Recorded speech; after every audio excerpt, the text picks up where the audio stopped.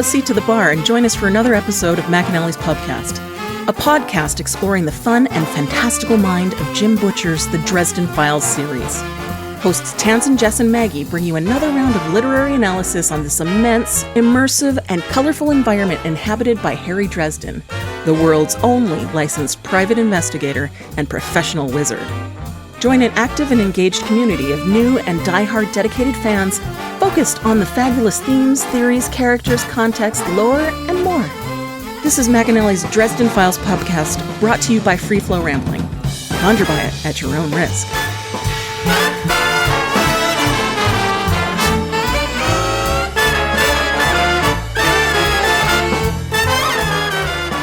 Welcome to the McAnally's Pubcast, brought to you by Free Flow Rambling. This is episode 9.20, Stairway to Heaven, where we are covering the novel Summer Night. My name is Tansen, and I'm joined by Maggie. Hello, hello. And Jess. Okay, so look. You're just an accident of electricity and meat, and you can't be held accountable for doing math? Dr. Frankenstein, is that you? It's not that I failed at math, okay? If people look at our notes on our Patreon, they can see that we have, Tansen's notes specifically, that there are many edits or suggestions. What are we going to go with the title based off of how many chapters we end up covering? Because we don't know going into the chapter how much the other two people are going to have to say, right? I might have nothing to talk about, and then we end up talking about the layout of a Walmart for 3 episodes. So you never know. This is just how things go, right? And you can tell from our episodes, sometimes we put out like a 67-minute episode, and sometimes we put out like a 37-minute episode, right? Because we don't know how much we have to say about a certain number of topics. So what are you trying to say now, Jessica? What is this all in relation to? So, when I started putting some words into the episode beginning, I predicted how many words I would need.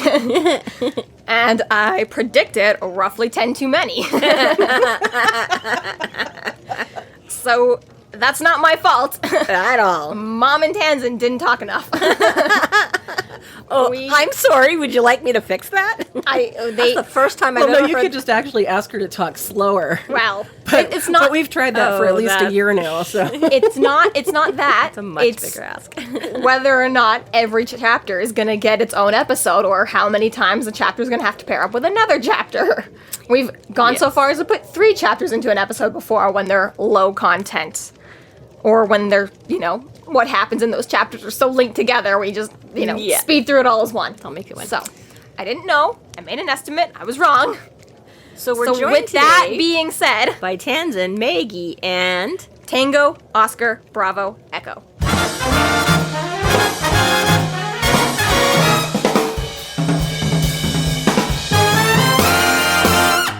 We want to send a special shout out and thank you to our newest Patreons, Auden Solly and Zachary Nelson.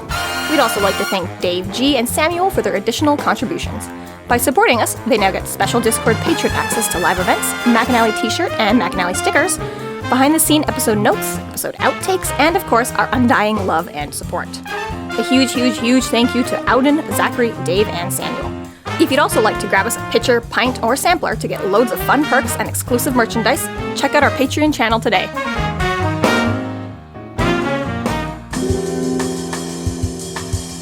Chapter 29. Dresden gets picked up by the Alphas, who are accompanied by Meryl and Fix. They make their way to the lake and are ambushed by a gunman and the Tigress. The Alphas take out the ghoul and detain the gunman, who turns out to be Ace, who has been put to task by the Red Court vampires. They continue on to find a magical stairway to the stone table in the sky. Well, that's what I was going to say when you did the chapter titles. It could be Stairway to a Battlefield.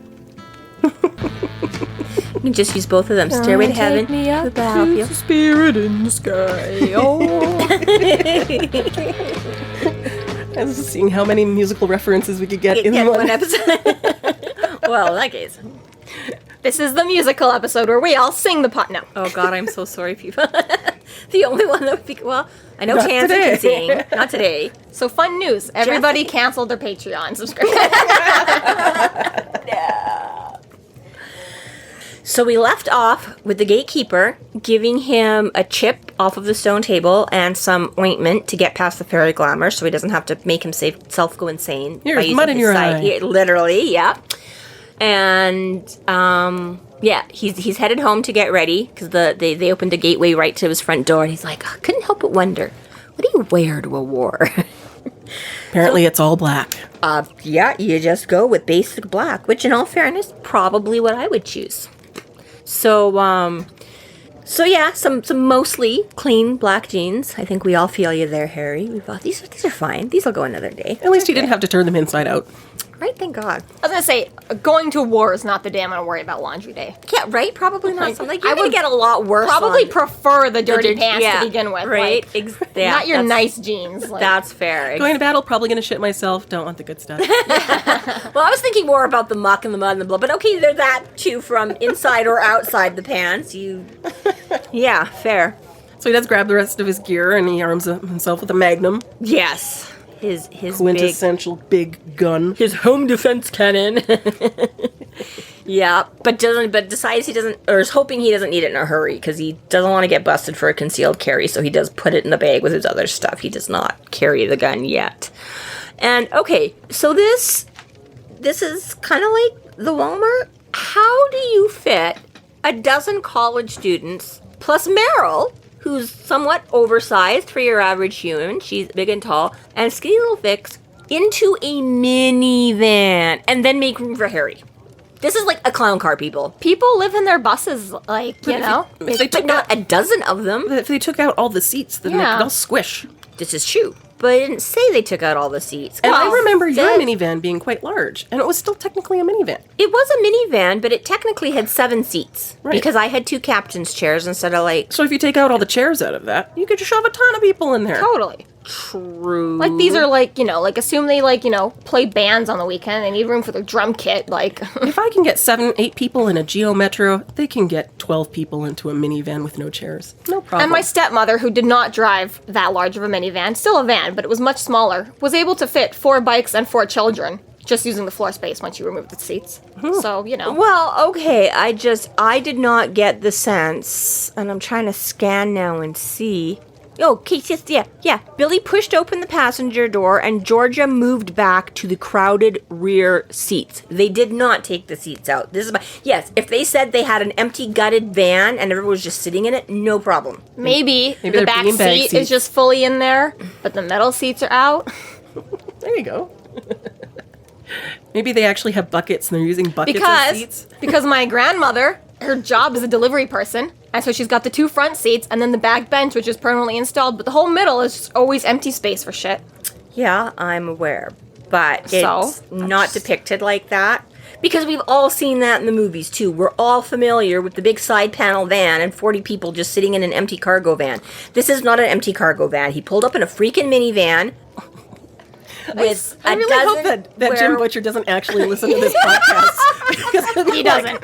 Really? This I is love what you to death. discuss? That the minivan wasn't big enough? They're werewolves. They don't care about personal space. They'll sit on each other's laps. Well, I guess they have to, but this is just the thing, is that they're gonna be pretty darn squished in there because, yeah, like, I'm just saying if they borrowed a van, rented a van, whatever, I just, somebody didn't have, like, a 15-passenger, like, okay, my family, there was 7 children in my family, and my parents, we had, like, a 12-passenger van.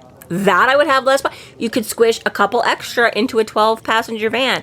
I don't think, like, you're just going to be hard-pressed to double the capacity of a minivan when it's all college students. Like, we're not talking 8-year-olds. Those, sure, I squished lots of 8-year-olds in my minivans. They're small. I still like the thought of, snuggling up and sitting on laps. And, I mean, they're super used to being all naked together, so... That's what I'm saying. No they personal just, like, space. dog pile, But the funny thing is Dog like, pile.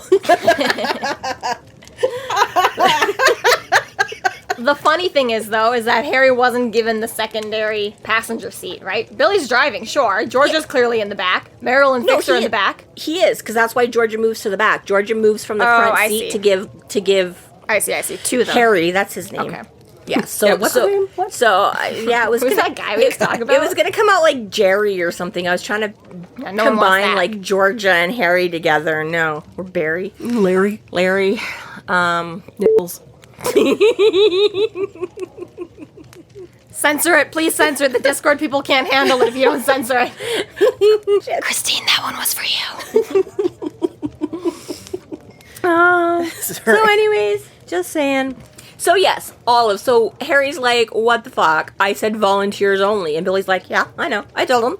Just so happens they all volunteered. I love the dedication that they have. Aren't they Like, they are so sweet? incredibly loyal. So good. They're like, no man, Harry's our guy. Like, we'll go back him up. We know we're going. Well, I mean, they probably don't really get the scope because whoever does until you've been in it, right? But but they're all like, it's our bro, man. We'll go fight some fucked up fairy war that we don't understand. Sure, And it goes to show, Your like, hero will do everything you say. but you see it time and time again throughout the series, just like, as much as Harry wants to be like, I walk this lonely road, the only road that people are always there with you, man. Like, time and time again, like, he's got his fucking, like, army at his back, like. His entourage. His entourage. Yes, I was gonna say a lot of the planning and a lot of the consequences and things like that may sort of be on Harry, and the reasoning, like, for instance, this, like, it's quote unquote his fault that we're in this war and all that kind of stuff.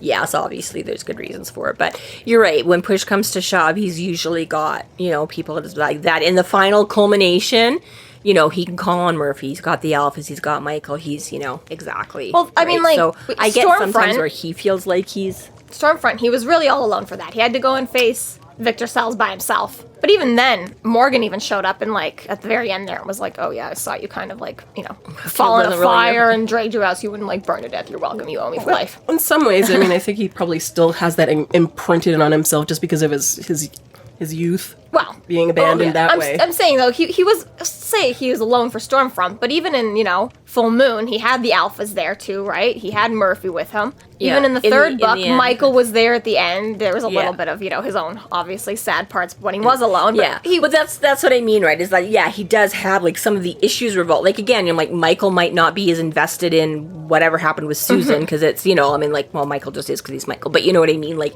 right, Harry is sort of always in it and has more consequence, more trauma, more... But really, whatever, that's fair. which is fair, and I'm like, that's what he's saying, is like, I often get why he feels like, I'm so alone, this is my problem, like, I can't, what everyone else is like, dude, we get it, we will come and stomp monsters with you, like, yeah, okay, this is your fight, yeah, technically this doesn't have anything to do with Murphy, this doesn't have anything to do with the Alphas, but exactly, right, they're like, dude, this is what we're trying to say. Like, it all comes right back to chapter 1, right? It's like, I don't need any help and I don't need you. Naturally, the hit went right down then. And if Billy hadn't been with him, he would have been fucked because they flanked him, right? He's holding up his shields to the gunman in the trunk and the Tigress is sneaking up behind him. And if Billy hadn't been there to chomp on her hand... Sometimes you just need a little help from your friends. So they get going to, fairy battle, whatever. And I like how he's just like, where do I go? It's like, head towards the lake. Okay, but where? And he's just like, please look above you. I know, this is one of those things where I'm like, I kind of get it. I almost feel like he draws it out a bit too much, though. Like, I'd be, like, smacking him upside the head or whatever. Because he's like, because at first he's like, hey, where are we going? And he's like, head east or whatever, right? So Billy's like, okay, and starts going. And then he's like, so where are we headed to? And he's like, just points up. And Billy's like, up. Yeah, up where? Up there.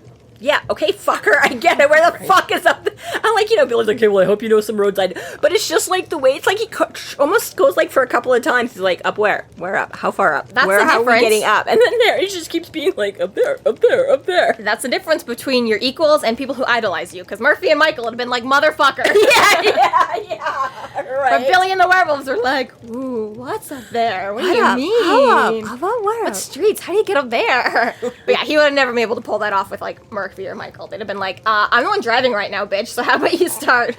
Yeah, right. Fuck Because I was am I like, okay, going? get the first one. He gives him like the towards the lake or whatever, and then he's just like, up. I looked up. Yeah. I looked up. He's like, I where are love we that- going? That moment before there, he has where? his fuddy-duddy moment, though, where he's like, they all look so damn young. Or maybe it was just me feeling old. Oh, come on. Right.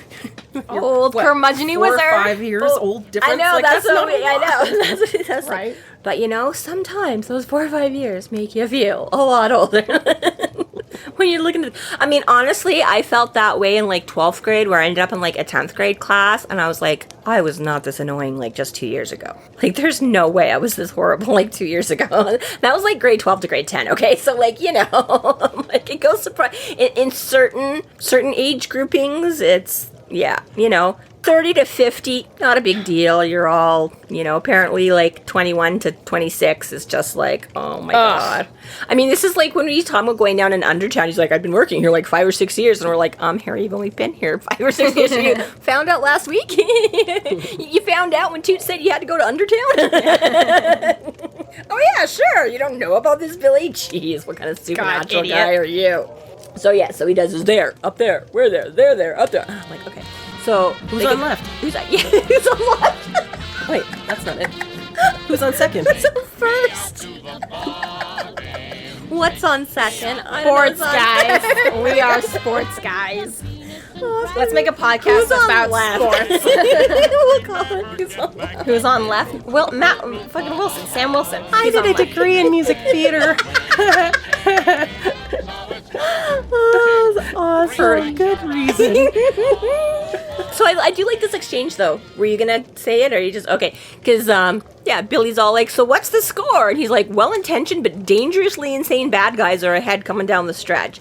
The fairy courts are duking it out up there, and it's probably going to be very hairy. The summer ladies are baddie, and the winter nighters are bitch. She's got a magic hanky. She's going to use it to change a statue into a girl and kill her on a big Flintstones table at midnight. And then, of course, you hear Meryl coming, wait, girl, Lily? She's like, yeah. So we got to find her and save the girl. So, yeah, and Billy's like, well, what's the consequences otherwise? Well, I don't know. How do you... He's like, going to be like, kaboom, like, bad. And he's like, how do you feel about ice ages? It's like, all right. Not great. Not great. We got our first snowfall yesterday, and we are about to experience the next 4 months of our own ice age.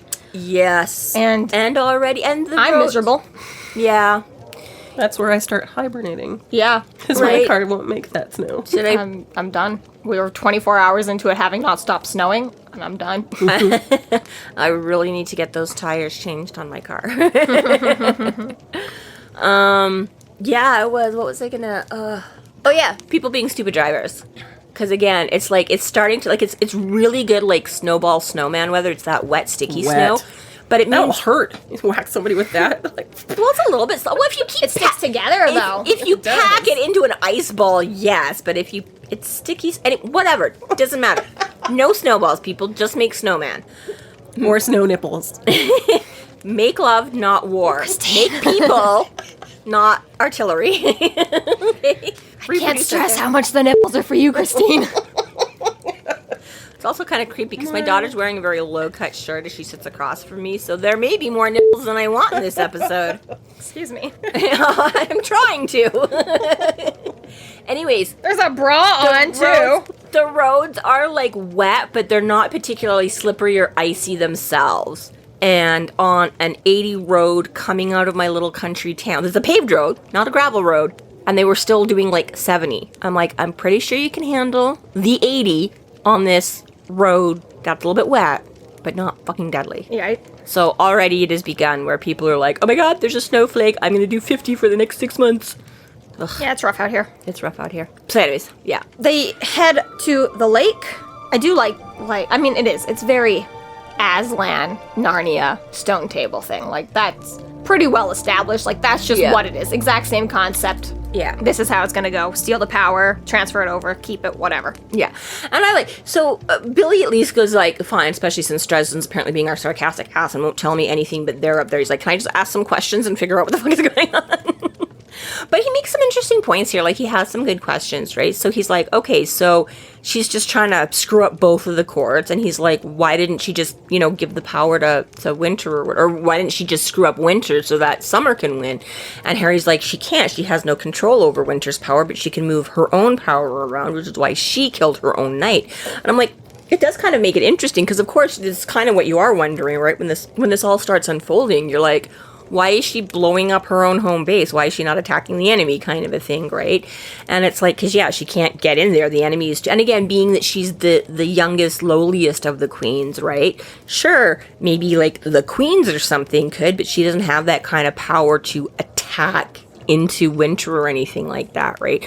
So the only way that she can do it is by screwing up, making it an inside job. She's got to sabotage her. Sabotage, thank you, that's what I'm looking exactly, right? And so then Billy's even like, okay, well, I sort of understand that. And he's like, then, but again, if it's to put it in Winter's favor, so Winter's like, why didn't she just like work together? And he's like, probably never occurred to her. He's like, summer is summer and winter is winter. He's like, they don't work together. And they're like, well, small favors, at least that way. So, well, I did like the clarification moment there, because there was like, for me, it was kind of just like, why is she doing this? Yeah, like, why? Because before it was really like, this shit is fucked up and needs to stop, was like, that was the only reason that you kind of saw from her. But when it's asked what the hell is she hoping to accomplish, she probably thinks she can ride out the big war, then she'll put it all together again from the ashes just the way she wants it. Aha. Okay. Yes. Because that's the other thing. It's like, okay, but why is she fucking up with the balance of like, exactly why have they done this? So, and especially if you say, because initially you'd be like, okay, well, Winter just wanted more power, but as Harry's going through and he's like, well, Winter, Mab and Titania don't know what each other's doing, so obviously they're not, Winter didn't just steal the power, or they'd be like, whatever, right? Because there's that, you said it never really occurred to try that together. way, and the two don't work together.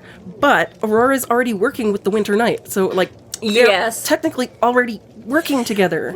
They are kind of, I guess, but she's not she's working with like a minion of Winter. She's not working with the powers that be. She's not working with the Winter Lady or the Queen or the Mother or anything like that, right? Like I think Lady the Knight Queen is Mother. A hireling, right? That they get to do their bidding. He's like a bodyguard. They're a pawn for them, right? Yeah, My pawn is your pawn, right? So, they're just regular mortals. So he may have been scavenged by Winter first, but he's not, Winter. He's just like, whatever. Like, I chose my people to manipulate or control. They chose their people to manipulate or control, but they're all still, and I think we've seen enough of, again, like as we were talking about the whole point of like the knights being mortal and having their free will and whatever other bullshit points. That exactly is that Maeve was just treated him like shit and was, constantly torturing him and drugging him up and then torturing him and drugging him up, and whatever. And he just was like, fuck this. I'm like, like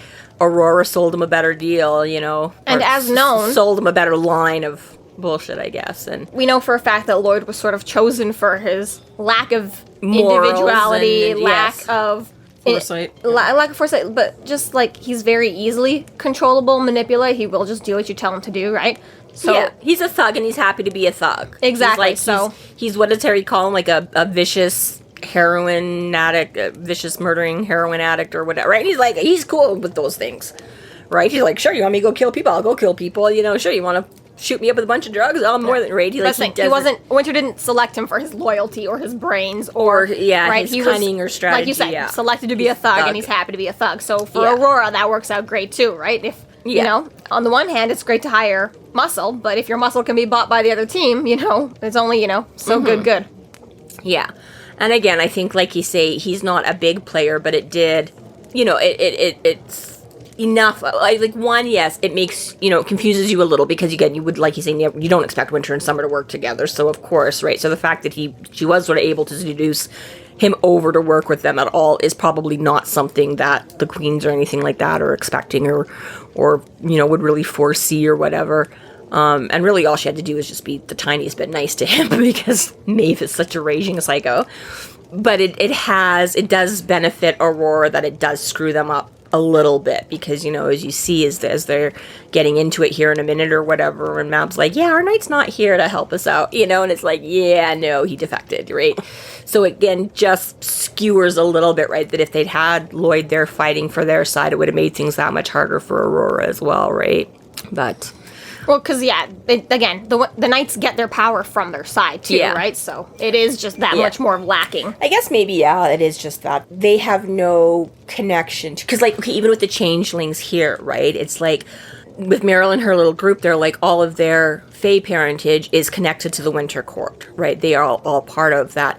And whereas, again, the knights have no affiliate. They are just Joe Blow mortal out in the world that a fairy... however they come across them or pick them, whether they, pick them out of the blue and go up to them or whether they've had dealings with the courts and eventually they're like, maybe we can make use of you, right? But there's no affiliation there to begin with. So maybe that's the other reason why she can kind of persuade him back over to her side or not, right? Because even with Toot and stuff like that, it's like those are the wild Fae. They don't really have an affiliation but they can be more easily called if they're doing good things or doing bad things, or you know what I mean. But I think it's a little bit like open to temptation, right? So like in the terms of Meryl, with her troll parentage, being called to one way is just a lot easier. You know, the inhibitions of a troll just make certain things much more easily influenceable for her. Whereas when you're a little bit more, you know, like let's say Toot Toot, we don't know his parentage, but he seems to be not, you know, troll or goblin or Billy Goat Gruff or whatever. well, no, he's fucking, obviously right? like a little pixie Right. fairy type she, but So for that one, the influence is a little bit more 50-50, you know? So Yeah. it's at any given time, just like the regular human mortals, you might be influenced to one side or the other.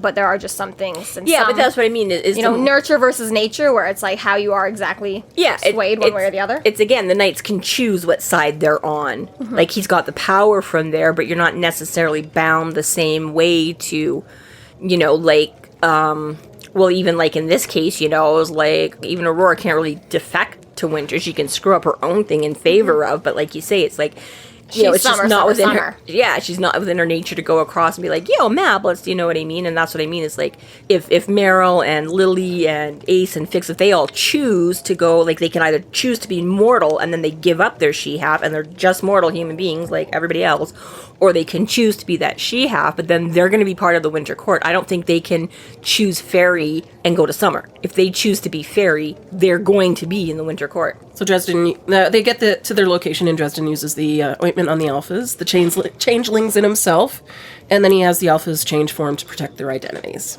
Yeah. He's like, so we're going to be facing some fairies. They can hold grudges. I don't want any of them to look at who you are. Okay, so, like, how many are we talking? All of them.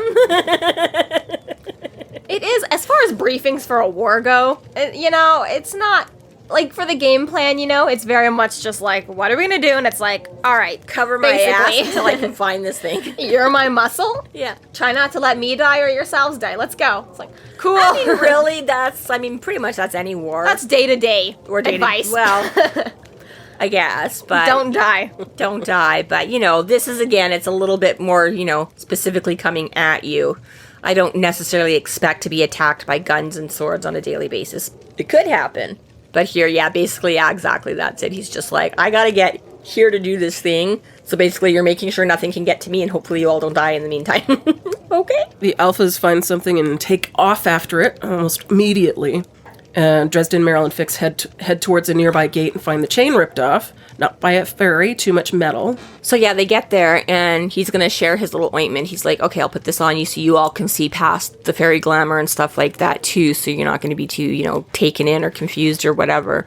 But he's like, it's also really, like, kind of disconcerting for Harry because, of course, as they're all getting ready to change, it means they're all stripping out of their tearaway clothing. So he's like, all these naked college students prancing by him to kind of, like, I don't know, like, Billy makes the joke, too. He's like, oh, I still have at the football team. You know, but it's like, yeah. And almost immediately after, so once everybody is changed, and there's just enough left for Dresden, because apparently the gatekeeper didn't figure he was going to have, like, 14 allies coming along with him either. Fuck you, gatekeeper. I've got friends. Right? Exactly. But see, I was thinking this was more like a Teen Wolf thing, when, like, you've got mountain ash, and it just is always the perfect amount you need. Oh, maybe it's just like magically knows. Mr. Dressup's tickle trunk has just got exactly what you need in it for the time. Need. Yes, Mr. Dressup's tickle trunk is exactly what I was thinking of. Yeah. Yeah. Well, that always amazed me as a preschool child. I was supposed to. And it worked. That was the target demographic of amazing magical tricks. As Tanzan said, yeah, you've got a fence busted, and that's a lot of metal going into a fence. Yeah. But it's still something, because he does still say it's, like, broken. Is this one sort of melted? I got to the game phone. Shattered link lay in the ground nearby. The ends had been twisted, not cut, and steam curled up. So again, it's like something, I don't know, maybe this is Grum and his fingernails again, like with the thing. But I just think it's kind of funny how Fix is like, you just got bolt cutters. I'm like, you still would have been cutting through the thing. Like, I don't know, maybe just because you'd cut through the lock and just have to replace the lock instead of cutting through the middle of a chain and having to replace a chain. But I don't quite get why Fix is so, like, what? You know, you should have used a bolt cutter instead of tear open the, you know, I'm like, the chain's still broken open. It doesn't matter if you ripped it apart with magical strength or used a bolt cutter. But anyways, But the alphas have all, as soon as they all get out and changed, and Harry's just, then all of a sudden they, you see some of them, like, their head whips over to something, and then boom, they all take off, and Fix is like, what the fuck? And Harry's like, I don't know, they must have heard Meryl or somebody. They're like, I don't know, maybe they heard something. They're like, well, we'll just go. I'm sure if anything happens, Billy will let us know. So they go to find the gate. So, yeah, it doesn't really give you a good idea of who, because exactly, she's like, not fairies, because they don't like this much. They wouldn't come close. And yet it's still ripped apart by something, because it's not neatly cut with a bolt cutter, so don't know exactly what went through here. But yeah, they're heading out, and all of a sudden all the lights on the dock go out, which is just never a good thing.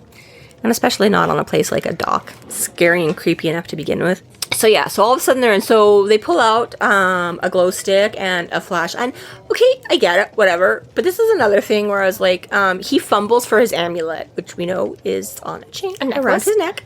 And Fix, he said, has taken out this big, monstrous toolbox. And he's like, thing looks like heavy as fuck. Kid just like pops it up on his shoulder like he's used to it. But while he's fumbling to pull his necklace out, and just, usually all you have to do is just think a little, channel a little will into it. But Fix has time to drop the toolbox, open the toolbox, take out a flashlight and turn it on before Harry can get to his necklace. I'm like, okay, you had a duffel bag in your hand, but like, I don't get... He's balancing. He's got like a blasting rod and a big gun and a... And if you could see Jessica's motions right now, all she's doing is making giant boob motions. Miming myself juggling a lot of objects in my hands. But what you're actually juggling in your hands right now just brings us back to nipples once again. Oh, Christine! All she is doing is the miming for big boobs. It's not my fault that as a woman, if I mime holding something, the only thing in that space is boobs. That's not my fault. That's anatomy's fault. You should stand up and talk that way, It's when you're... But anyways, Fix gets his flashlight out first, and she snaps her glow stick first, and then things immediately start shooting at them. So Harry's like, oh no, bad idea. It's described that Fix is basically just turned on like a football stadium light. Like, that seems stupid to begin with. Like this massive bright... Just a heavy-duty flashlight. Yeah, but it's just massively bright. Like, just like... lights up the whole forest. He turns it on. Big, Who cares? Like, shoot me right here. Well, okay, yes. I mean, in complete darkness, even the glow light would stand out pretty good.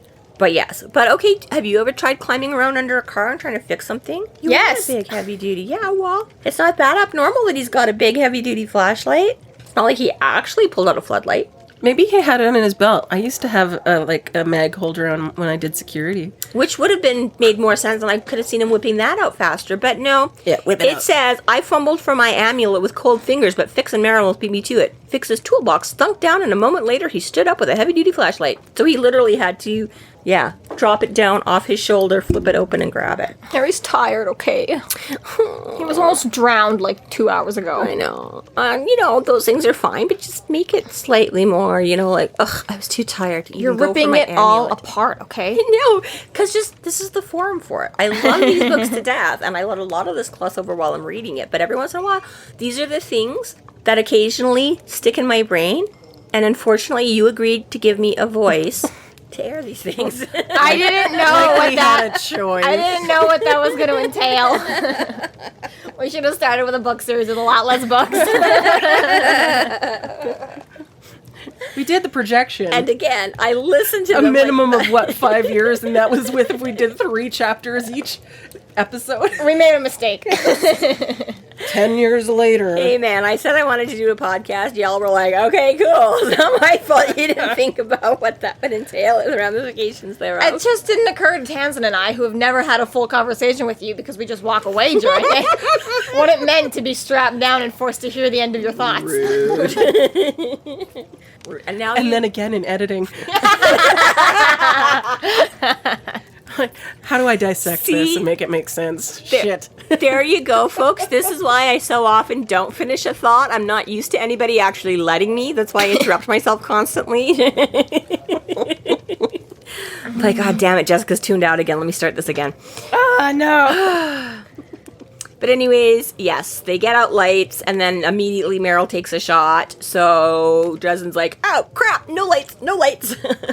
And tackles her down, and the other flashlight goes spinning away, and thankfully it rolls away from them, but out into the, oncoming, and there's another big baddie there. trying to creep up on them. The Tigress. I think I know it through the fence. Maybe. Yeah. Although She's in her natural form, and she advances on the three of them, but neglects to notice the alphas, and the wolves take the ghoul out. Yeah. And it is not pretty. No. Not pretty at all, no. But it makes you wonder. So, I mean, again... Is she Fae?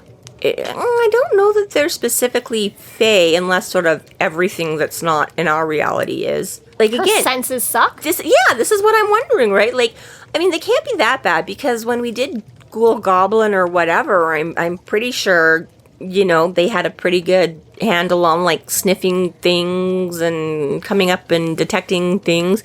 So is this a case of supernatural against supernatural? But because the werewolves are supernatural, they have an edge up on their sneak attack? Maybe they're downwind. Or, yeah, but like other, Well, I I mean, they pulled up in a giant, they pulled up in a minivan and just unloaded a giant amount of people, right? Supernatural scent of smell has just got to be better than a human?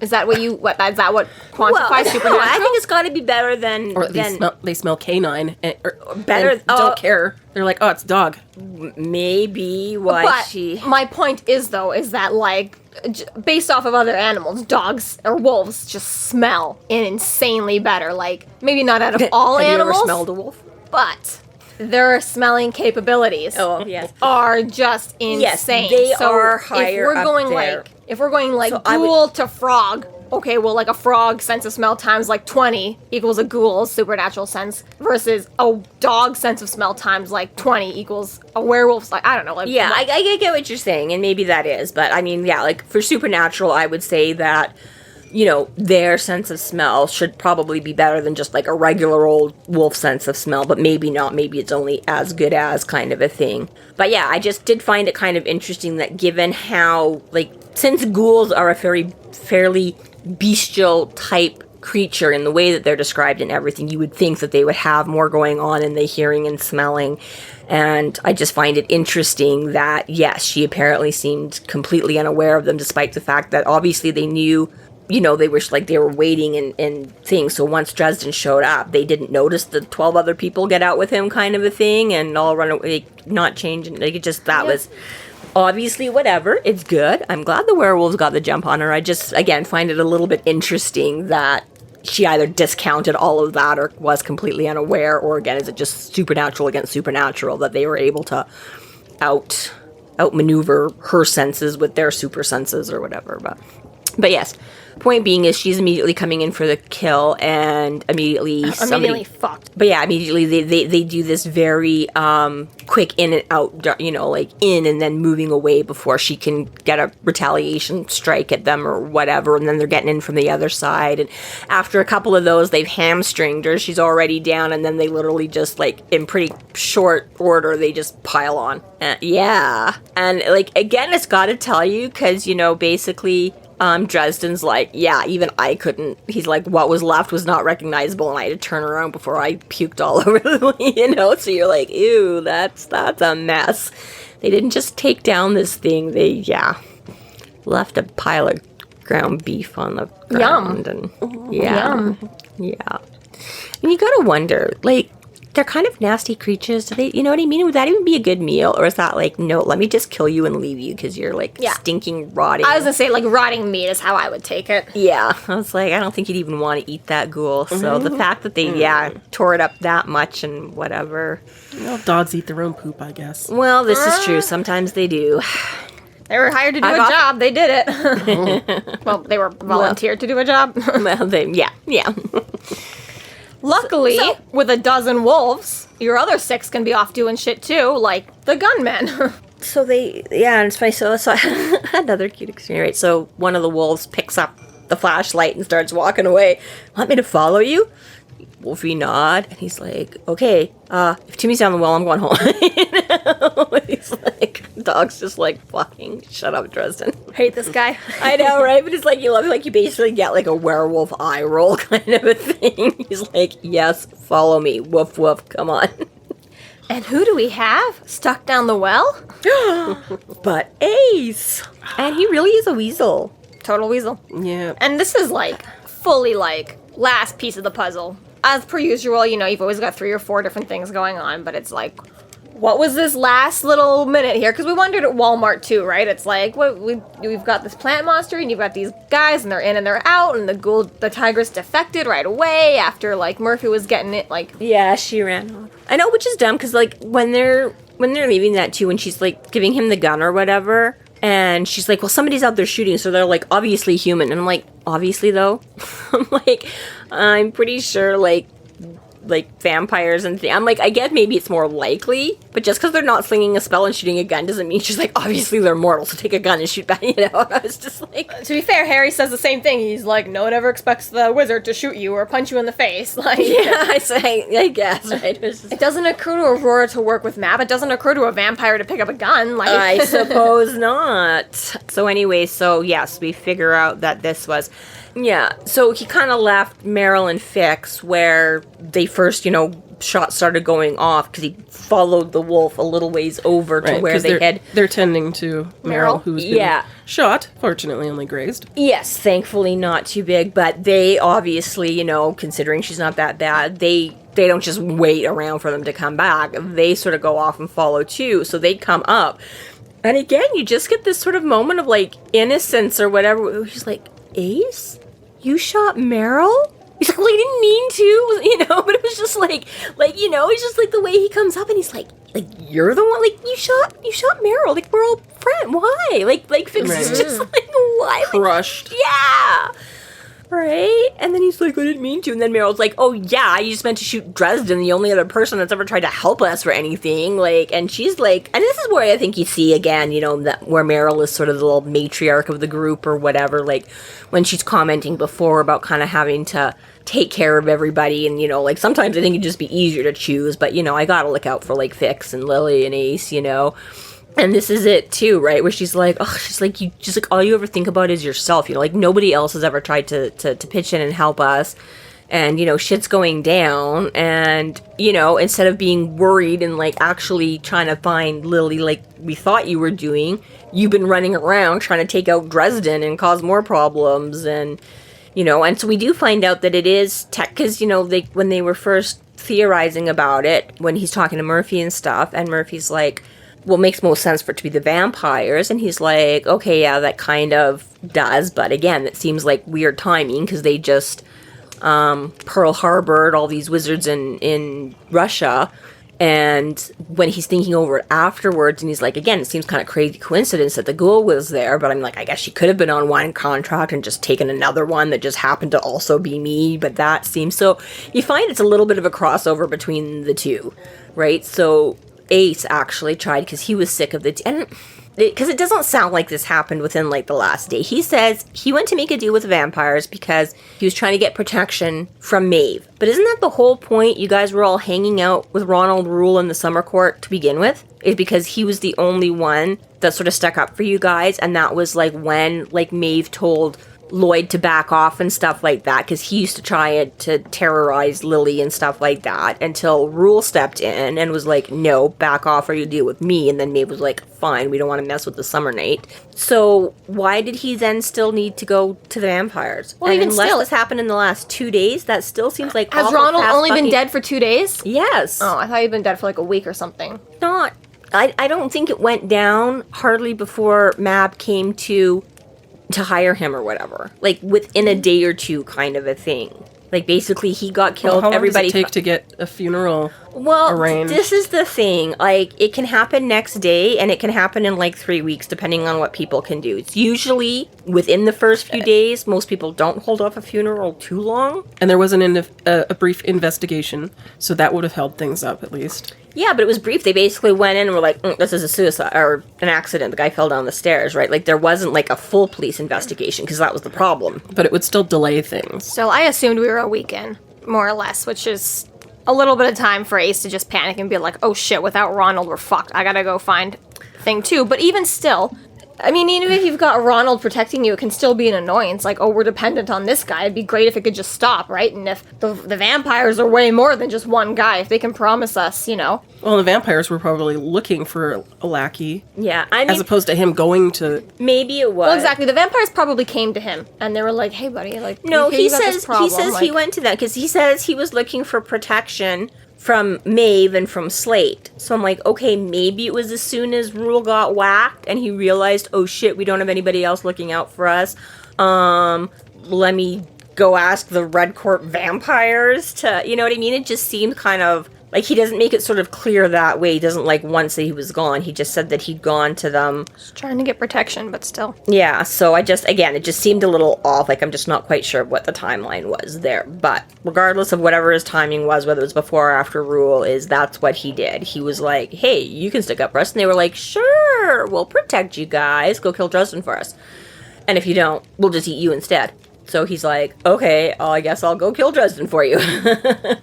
So... Yeah, and he's the one, he admits to hiring the Tigress. Okay, another box ticked off. Okay, now we know. So it does still lend some odd... Because, like you say, it does still bring us back where... Did they just both end up at the same place at the same time at the Walmart? Because, again, like, Aurora's like, I didn't hire the Tigress. I don't hire... hired killers. I'll just get my own and send them out to kill people, but I don't hire. I've got them on payroll already. Right? Yeah. She's like, I didn't need to go outside for that. So it's like, yeah, it makes you wonder that did they all just, like you say, coincidentally show up and, like you say, why they weren't affected by the mind fog, or they just, like, all showed up and like, hey, we're here. Are you here? Okay, well, we were here first, so why don't we go in this door and you take that door? That's awesome. We weren't sure we were going to cover that. So anyways, yeah, not specifically linked, but all ended up there. And...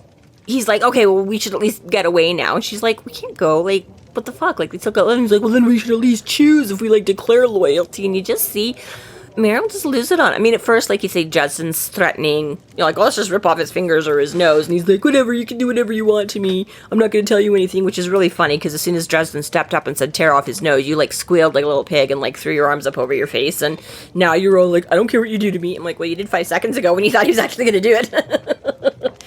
But Meryl is like, you punk-ass bitch. Been betrayed. Like, yeah. She's like, you sold us out. You only think about yourself. Like, I'm trying to, get us through life, and you're just, undoing everything behind our backs and making things worse instead of making things better. And especially Meryl, who has said, like you said, sometimes it might just be easier to choose, right? Yeah. And here's Ace now, like, let's just choose, guys. Like, let's just do it, right? And she's like, motherfucker, like, what's even the point of me helping you guys then if I could have just chosen this whole time? Yeah, like, what have we all been fighting against if this is just where, like, why didn't we all just... But yeah, basically, he's a chicken shit coward, and now that... his back's up against a wall, he's willing to sell out all of his principles or morals if he had any, and... Right, and Meryl just basically tells him to leave before she kills him. Dresden, tells the wolves, no, let him go. Yeah, he figures whatever, he's kind of hug us a little bit. She's like, yeah, that's fine, we don't need to take him down. This was their thing, but... Yeah, he definitely took it, like, a step further, Like, it wasn't just, like, trying to save your own butt. It's like... It's really annoying to be Harry, because it's like, okay, fine, I get it, the vampires want to kill me, or okay, fine, like, the White Council wants me dead, but now you're just letting random Joe Blows take out a contract on me? That's not fair. Right? Exactly. If any old moron can just go hire a ghoul, what the fuck am I supposed to do? Right? I already stopped ordering pizza delivery, guys, like...